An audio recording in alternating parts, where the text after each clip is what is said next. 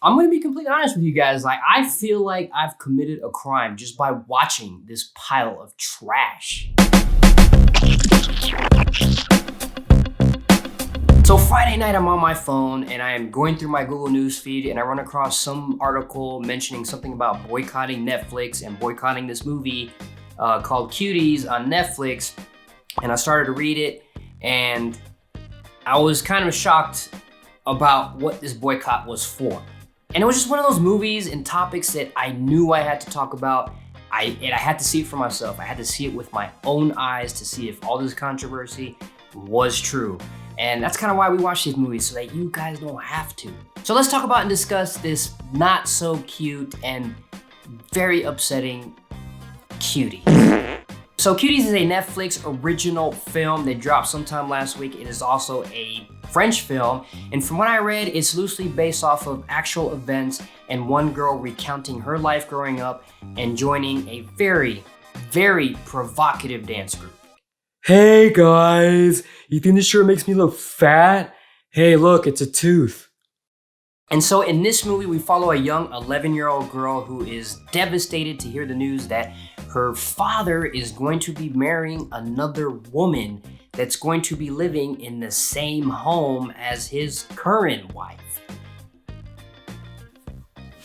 So I don't know if this is maybe a cultural or religious thing, but it's not something that's gonna sit well with her.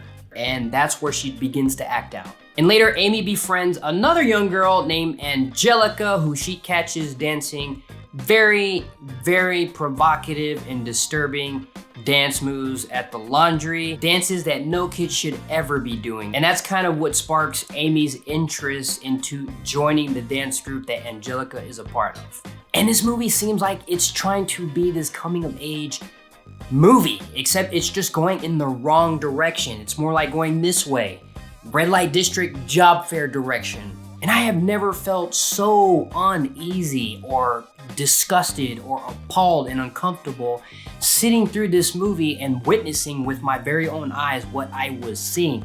Because in what world do we live in where it's okay to have 11-year-old girls jump on stage and wiggle their ass and twerk and just do these sexual gestures that it's not okay for a kid to be doing? And aside from dancing like prosto whores, that was not the only problem in this movie. Their behavior was just unacceptable. Just some of the things they were doing, I couldn't even believe they were doing. Like sneaking into boys' bathrooms to take pictures of their penises. And if this movie's purpose was to bring awareness to child exploitation, they failed miserably because it's just counterintuitive to the message I'm sure this movie was probably trying to make. You wanna know what's worse than 11-year-old girls twerking? It's the fact that these kids are spanking proof, or at least most of them, because there are no parents. Where are the parents? There are no consequences. There are no repercussions or punishment except for maybe Amy's character towards the end of the movie. But it almost feels like this movie is trying to give it a pass or normalize it in some kind of way and make this kind of acceptable. And it is a false sense of reality. This is not the world we live in. Kids do not really act like this or do this. Not saying that there are kids who don't, but what we normally see on a day-to-day, this is not the norm. This movie tries to make it that. Now you do learn later that Angelica's parents, they have just been buried with the restaurant business, and that's kind of the reason why they neglect her.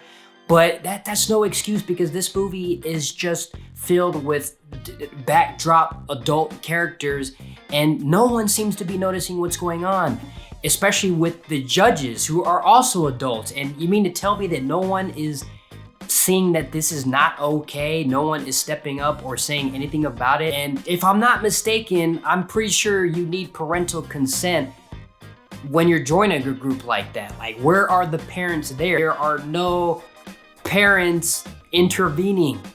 Like, how is that even allowed? And the lack of any kind of parental authority is what's even more disturbing than the actual behavior from these kids. So you really don't have much of that single positive adult character that is reinforcing the appropriate behavior throughout the entire film. That's what's missing. And so the absence of these adult type of characters and supervision just normalizes the behavior. It honestly makes everything that they're doing in this movie feel normal, feel okay to do, when it's really not. And that's even more evident as you get towards the third act of the movie, where they finally get to get on stage and perform their dance routine. And I was so shocked at that first minute or two when they first started performing, and the audience, who are adults, are clapping and cheering them on, encouraging and motivating them. That's a slap in the face. That just says right there that it's okay to do, and it's, I mean, they do end up booing them and, you know, whatever, but in a real world, like, you would have people getting up out their seats and leaving, or better yet, the parents getting up out their seats, jumping on stage, yanking their kids off stage and being like, what the are you doing? And let me tell you another thing, if that was my kid behaving and dancing like that, I'd have this chancleta on an oiled up skillet and just after that, whack them straight in the freaking face. Also, pay attention to the kid in the audience who's at least maybe between 15 and 18 years old.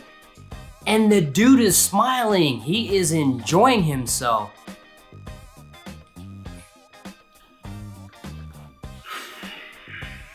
What kind of message does that send? And this movie as a whole was just boring. Like, there was zero character development except for Amy at the very end of the film, but that's the problem. It's too little, too late. Actually, you wanna know who my favorite character in this movie is? This drone. Only because I like drones and I'm an actual licensed drone pilot. Everybody else sucked.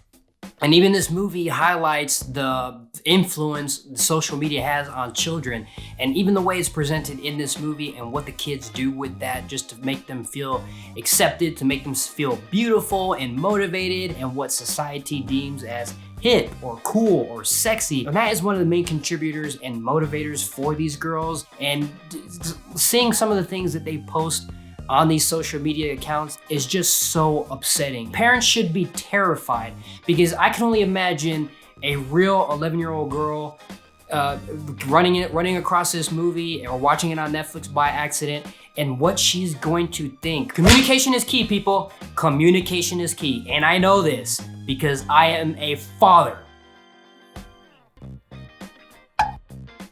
I just don't see why they needed to convey this message in the way that they did it. This movie could have been done a different way, where you're not actually sexually exploiting kids. Like, this movie could have been animated, or, you know, if this real life woman was recounting her story, like, write a damn book. Well, I feel like this movie is a huge abomination, and I feel like the only thing this movie is going to do is open up a big can of worms and have the reverse effect than what this movie initially set out to do, if that's what it was going to do. And from what I read, that there is a possibility that the filmmakers involved and also Netflix are going to be investigated, and that is huge. And so this movie serves no other purpose than to be pure shock value. And if I could give Cuties a rating beneath and lower than Garbage Juice, believe me, I would. So, but for now, you know where this is going. Garbage Juice. And you know what? One is just not gonna cut it.